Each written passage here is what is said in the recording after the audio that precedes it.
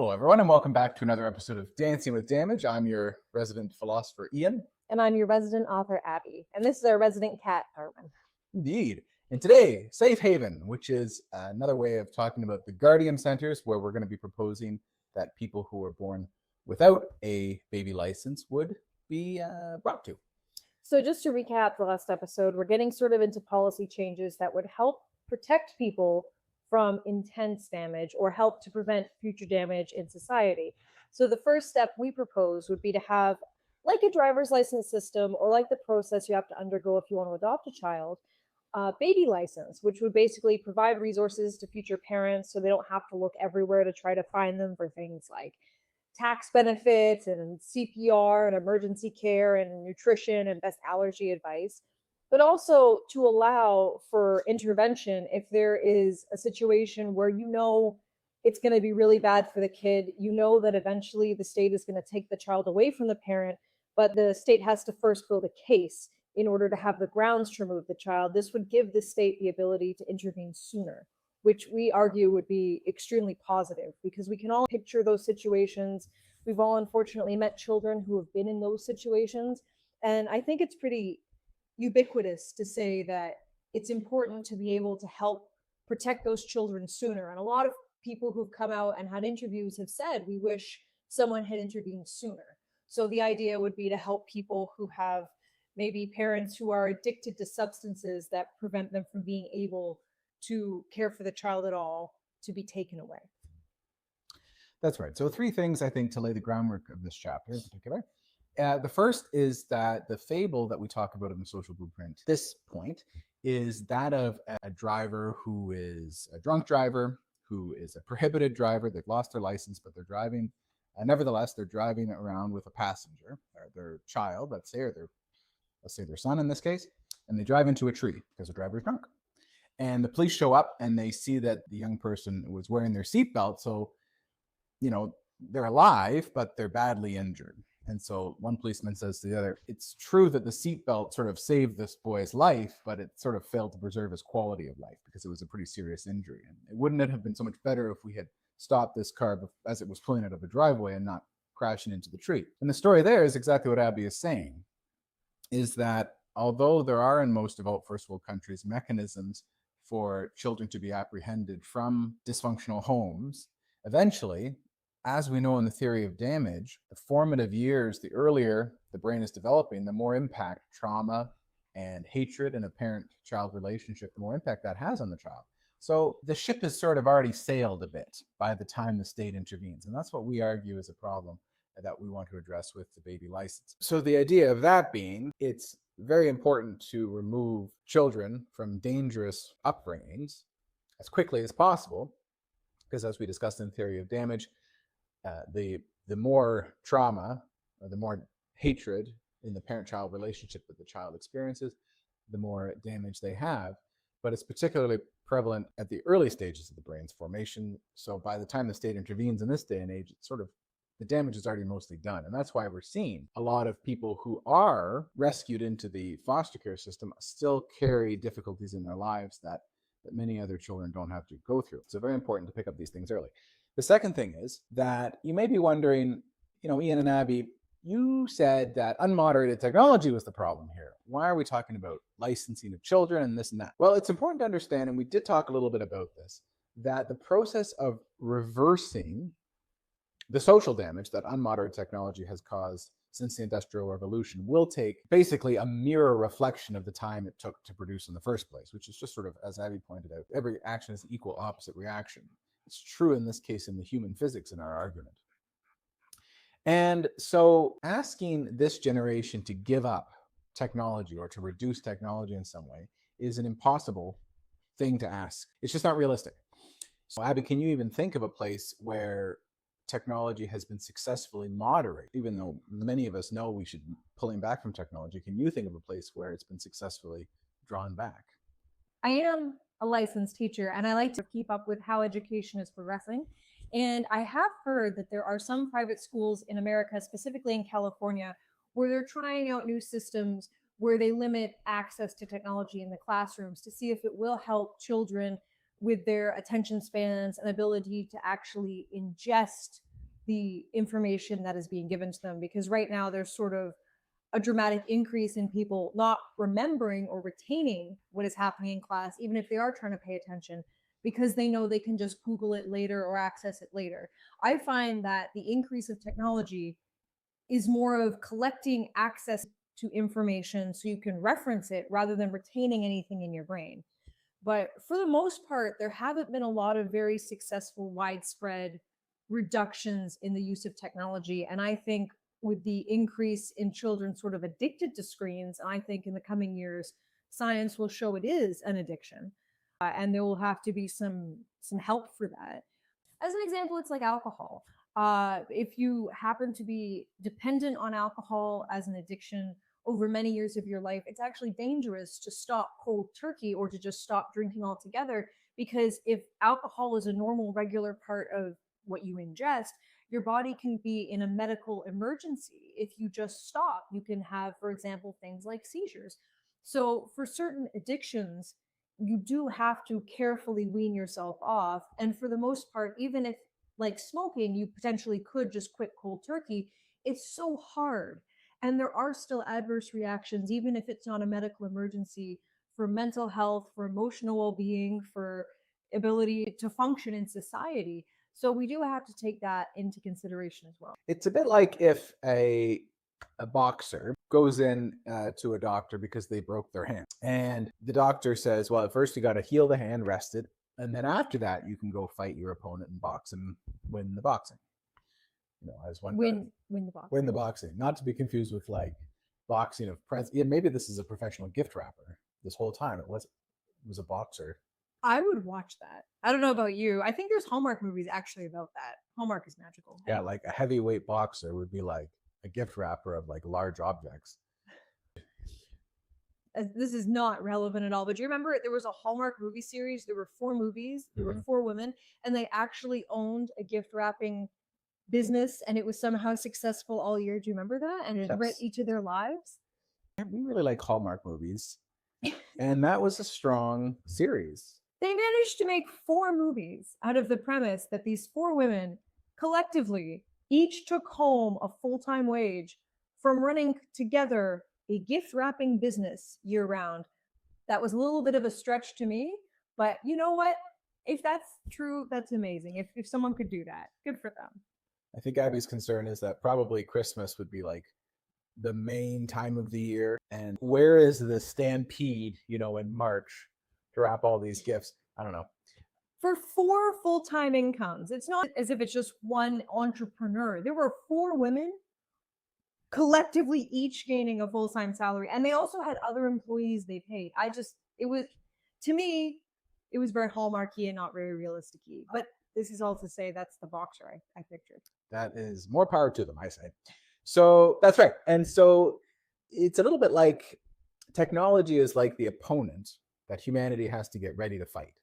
But humanity and society is like the boxer. So first things first is to heal the boxer a little bit so that it has the power to overcome this very tough adversary. Technology is a wily adversary. Adversary? Yeah, that too. Both. Opponent, adversary, and an adverse. How do you say it?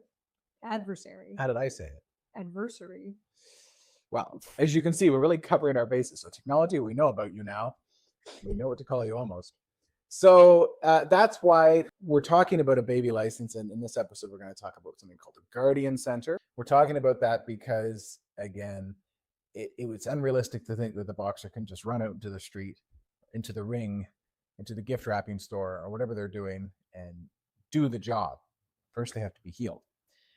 And that's the changes in education that we're going to talk about. It's like a little bit like the doctor's treatment of the wounded hand. And the third thing is, and it sort of links into that, but you may be saying, Ian and Abby, this is really the first policy change you're advocating for. Like, isn't there anything else that should come first? There are lots of policy changes we're going to talk about, but we recommend this step-up approach, starting with the baby license, moving to the other policies you're going to hear.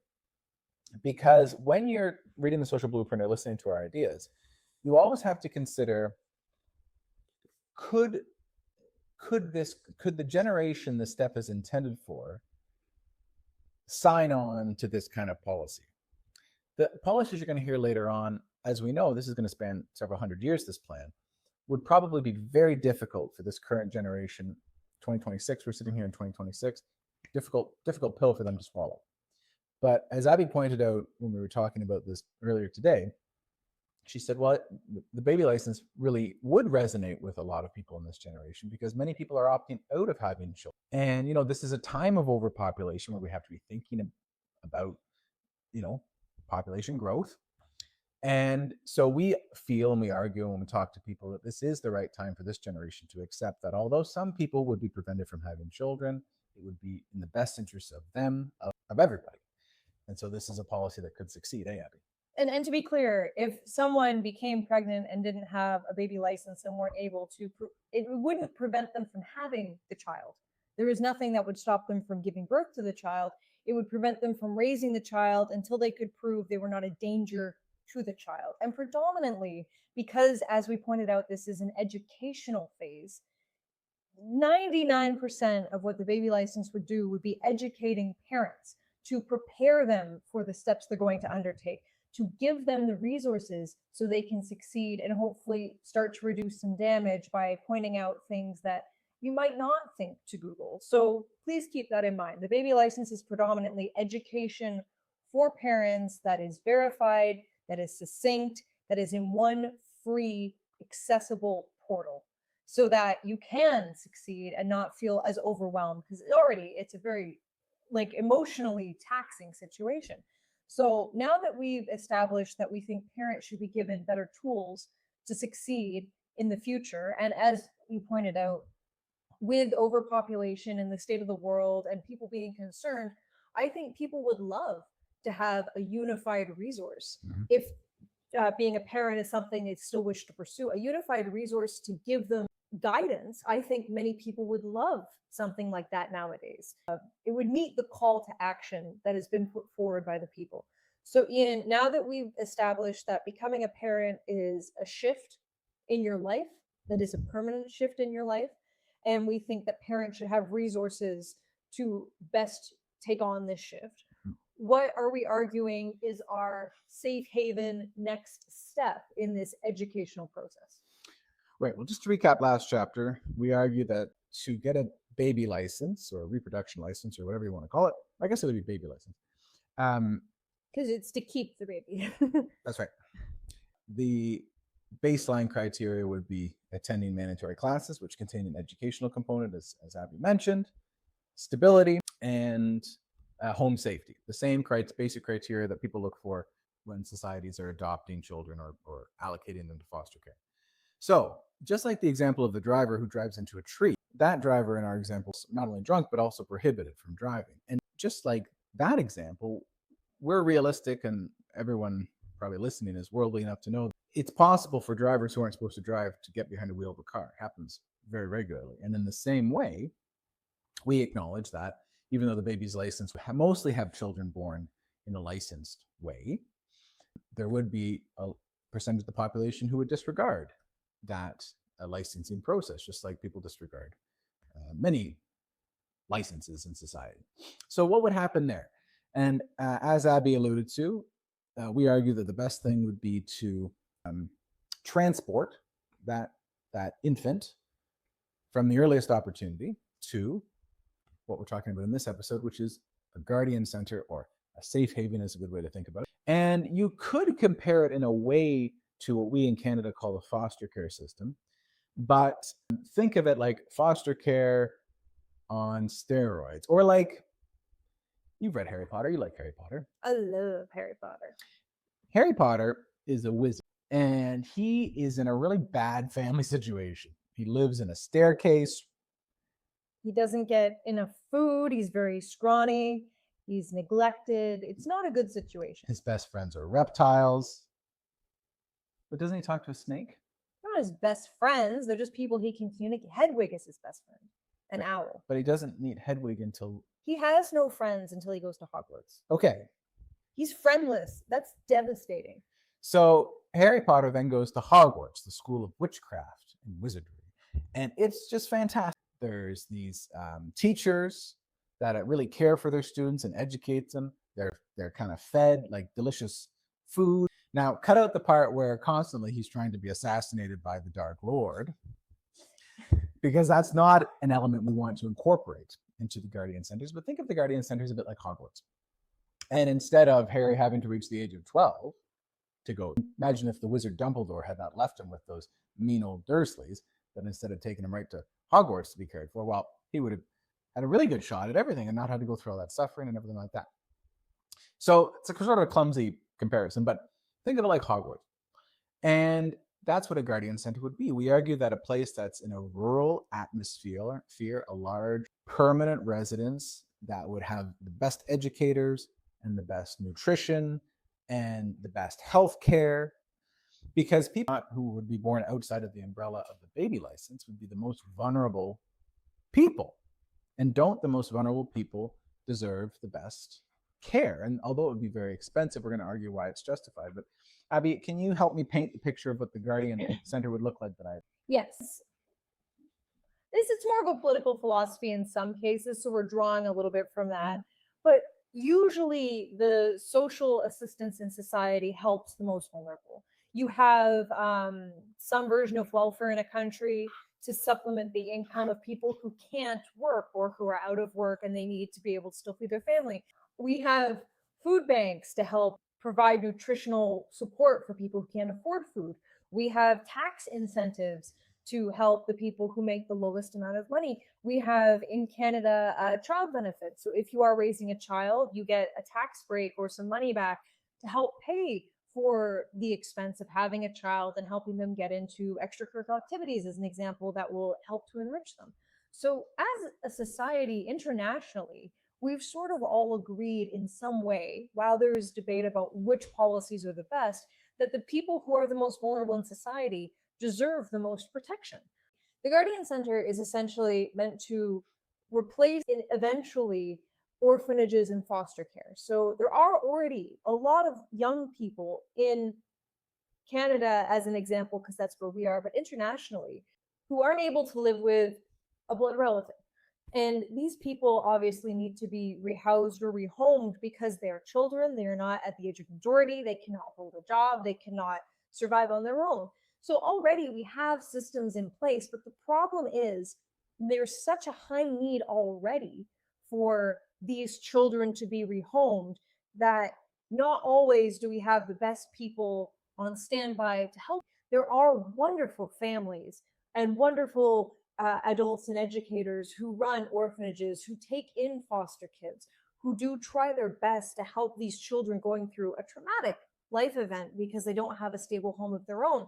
But unfortunately, there are still people who don't treat them with the love and respect that they need. And some, unfortunately, use them as a way to supplement their income without providing the children the care that they so desperately desire.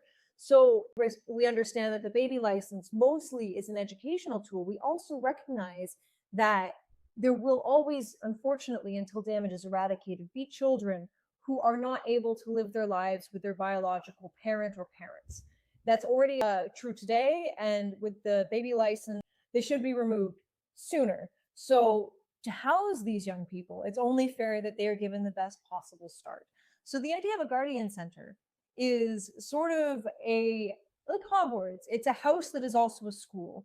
So it is government funded, like orphanages and foster care is supplemented already.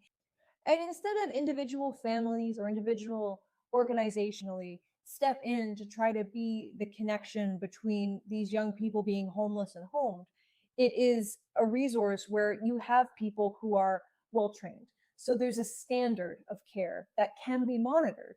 People who make sure that they are fed nutritional food so their brains can develop properly. So in a way, this also accounts for the increase in the need for schools, because right now, if you are an educator or you know someone who is going through the schooling system, one of the major crises that we are dealing with is that schools are so overpopulated with students that instead of 30 years ago when you had 18 to 23 students in a class, which was more manageable, now we have an average of 30 to 40 students per class, and there isn't resources available to ensure that all of those students get a quality education. So a guardian center will hopefully be potentially another school, like a sleepaway camp, where a student or a child will have consistent adult figures in their life. They will be provided with nutritional food that is good for their development. They'll be provided with excellent education, and they'll be provided with basically the necessities of life that they so crave and deserve. So we sort of picture that in a rural setting, because obviously, as many people know, built up city areas have a lot of air pollution and noise pollution and stress that we don't want these young people exposed to.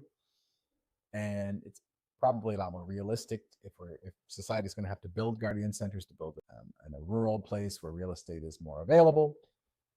And then from ages of essentially birth to 18 or even beyond, but probably on average or 0 to 18, young people would be surrounded by the best care and the best education and the best nutrition, and hopefully sequestered from very negative things like an excess of screen time. And in a rural setting, they might be prevented from being exposed to drug subculture and things like that a lot of people are exposed to in school systems, things like that, in traditional schooling. Because again, these are the most vulnerable people. And so that's why so many resources would be directed towards them. And you may say, well, Ian and Abby, that sounds tremendously expensive to create essentially boarding schools that are sort of daycares plus primary schools plus high schools. How could society afford that? And the way to think about it is that old expression, a stitch in time saves nine, Abby? Yeah, would you want to, because I actually hadn't heard this expression until I met Ian. So would you like to explain what that means?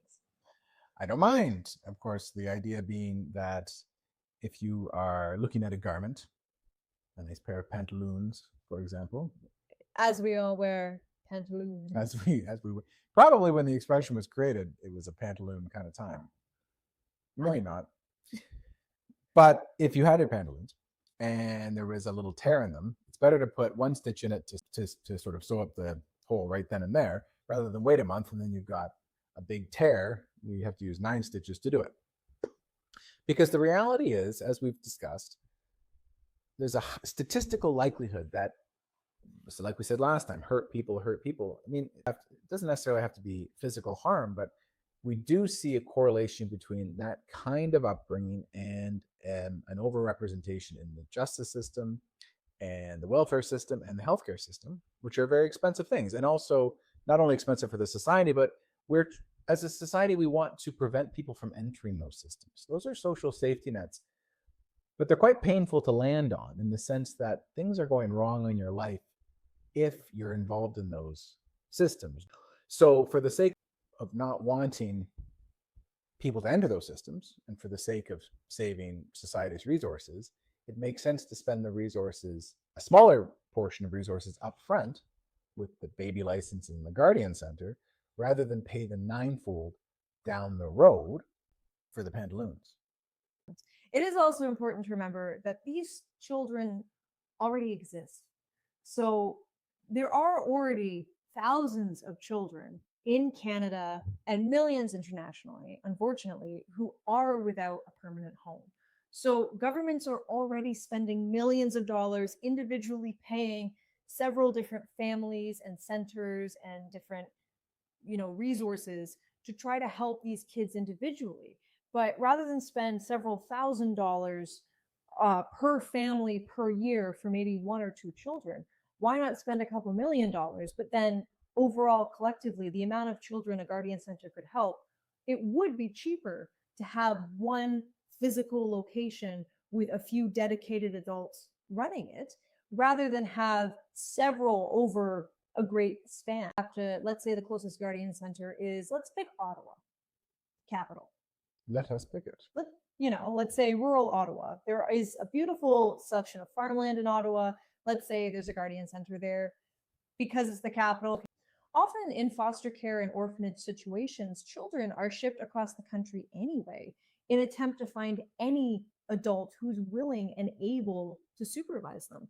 So these children will already be displaced, but at least in this system, they'll be given the best possible resources. And it is important to remember that if the baby license takes any children from their homes, it would have happened anyway. The way the system is set out is it will only remove children from a parent guardian situation if it was inevitable.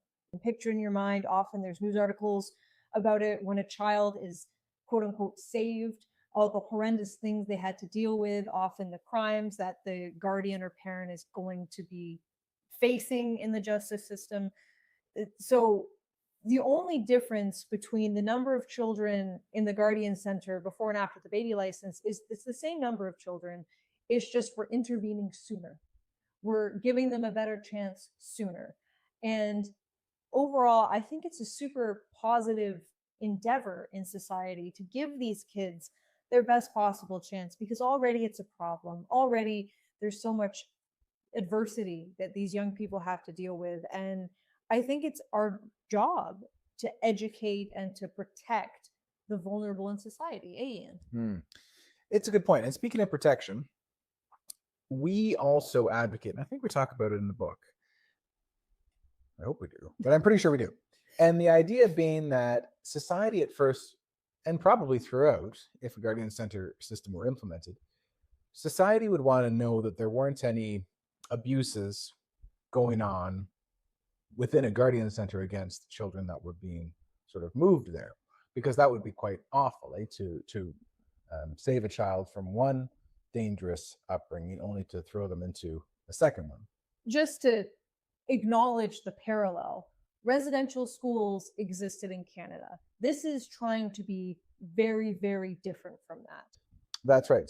Again, not wanting to put a young person from the frying pan into the fire.